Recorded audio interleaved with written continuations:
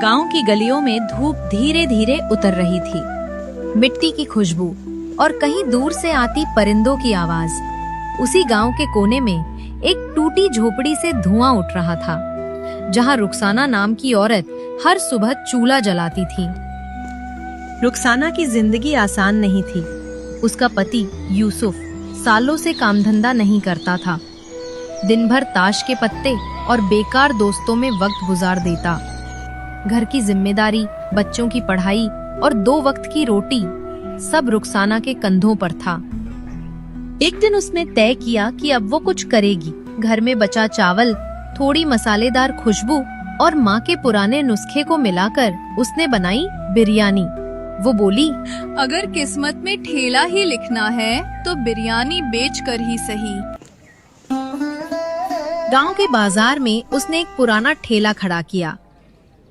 लोग हंसते हुए बोले, अरे गांव में कौन बिरयानी खाता है? ये तो शहर वालों की चीज है, औरत क्या बेचेगी इसे?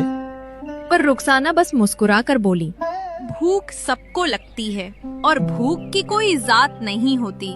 पहले दिन उसने सिर्फ 5 प्लेट बिरयानी बनाई थी। 3 प्लेट बच गईं। घर आकर बच्चों ने वही ठंडी बिरयानी खाई। उसकी छोटी बेटी बोली, अम्मी, अगर किसी दिन हमारी बिरयानी मशहूर हो जाए तो हम भी अमीर हो जाएंगे।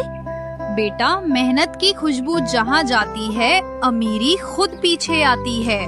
हर दिन वो ठेला लगाती, लेकिन ग्राहक कम आते। गांव के लोग अब भी मजाक उड़ाते। पर एक दिन 2 मजदूरों ने उसकी बिरयानी चखी। उन्होंने कहा, बहन, तेरी बिरयानी तो जान डाल देती है। रुखसाना की आंखों में पहली बार चमक आई। वो बोली, अगर आपको सच में पसंद आई तो कल अपने दोस्तों को भी लाना। धीरे धीरे उसके ठेले पर भीड़ बढ़ने लगी। हर कोई कहता, 1 प्लेट दे दो, बस वही मसाले वाली। उसने अपनी बिरयानी का नाम रखा, माँ के हाथों का स्वाद। हर प्लेट में वो सिर्फ चावल और मांस नहीं डालती थी, उसमें दुआ और उम्मीद डालती थी। लेकिन किस्मत फिर से परखने आई।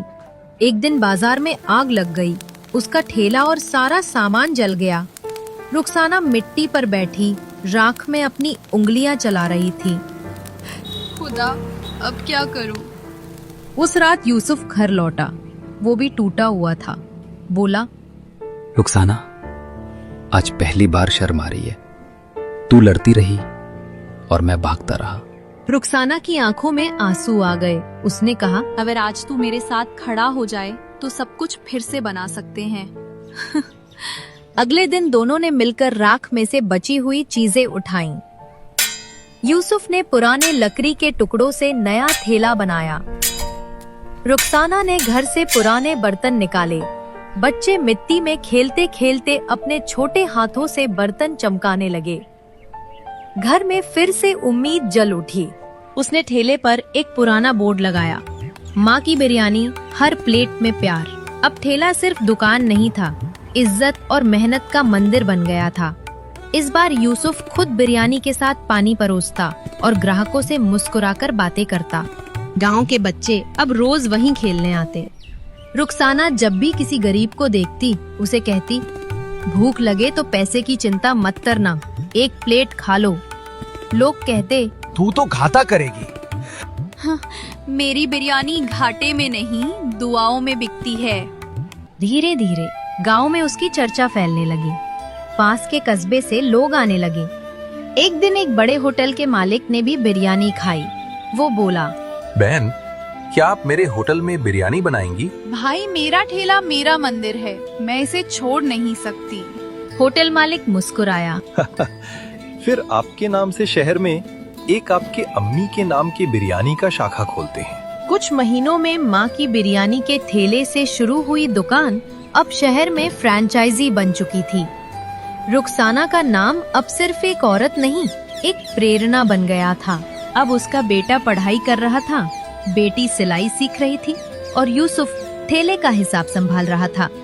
हर शाम जब रुखसाना दुकान बंद करती तो आसमान की ओर देखती। खुदा, शुक्र है, तूने मुझे हौसला दिया। एक दिन पत्रकार आए। बोले, बहन, आपने कैसे ये सब किया? जब दुनिया तुम्हारा साथ छोड़ दे तब चूल्हा जलाना मत छोड़ना, क्योंकि मेहनत की आँच जब जलती है तो किस्मत की बिरयानी खुद पक जाती है। अब गांव की वही गलियां जो पहले हंसती थीं, आज गर्व से कहती थीं, वो देखो हमारी रुखसाना बहन जिसने अपनी बिरयानी से गांव का नाम रोशन कर दिया। बच्चे जब उससे गुजरते तो कहते, अम्मी हमें भी बिरयानी बनाना सिखाओ। वो मुस्कुराती और कहती, बेटा बिरयानी बनाना आसान है, पर उसमें प्यार और इज्जत पकाना मुश्किल है। शाम का वक्त था। ढलते सूरज की किरणें ठेले पर पड़ रही थीं। रुखसाना बैठी थी, हाथ में एक पुराना नोट पकड़कर रो रही थी। वो वही नोट था जो उसकी पहली बिरयानी की कमाई से मिला था। वो बोली, ये 10 रुपए नहीं, मेरी उम्मीद की पहली खुशबू है। रात को जब वो घर लौटी तो यूसुफ ने कहा, रुखसाना, तूने जो किया वो किसी मर्द ने भी नहीं किया होता। न मर्द की जीत बड़ी होती है न औरत की हार, बस इंसान की मेहनत बड़ी होती है। धीरे धीरे उनके घर में खुशहाली लौट आई। दीवारों पर रंग, बच्चों के चेहरों पर मुस्कान और चूल्हे से उठती महक सब गवाही दे रहे थे कि मेहनत का स्वाद सबसे मीठा होता है। गांव के लोग अब कहते, जिस औरत की बिरयानी खाओ उसमें खुदा का आशीर्वाद है। रुखसाना अब हर हफ्ते गरीबों को मुफ्त खाना खिलाती थी। वो कहती, पेट भर जाए तो किसी और का पेट भराना सबसे बड़ा सुकून है। लोग उसे बिरयानी वाली बहन कहने लगे। एक दिन उसने देखा एक छोटी लड़की ठेले के पास खड़ी है, भूखी आंखों से बिरयानी देख रही है। रुखसाना ने मुस्कुराकर कहा, आओ बेटा, आज की बिरयानी तुम्हारे नाम। अम्मी जब मैं बड़ी हो जाऊं तो क्या मैं भी बिरयानी बेच सकती हूँ? बेटी बिरयानी नहीं, उम्मीद और स्वाद बेचना। अब रुखसाना की कहानी सिर्फ गांव तक नहीं रही, शहर, टीवी और अखबारों में भी उसकी मेहनत की खुशबू फैल चुकी थी। पर वो अब भी हर शाम अपने पुराने ठेले पर बैठती थी, क्योंकि उस ठेले से जुड़ी थी उसकी पहचान, उसकी इज्जत, उसकी दुनिया। अगर जिंदगी जलती चूल्हा बने तो घबराना मत, क्योंकि उसी आग में तुम्हारा मुकद्दर भी पक रहा होता है।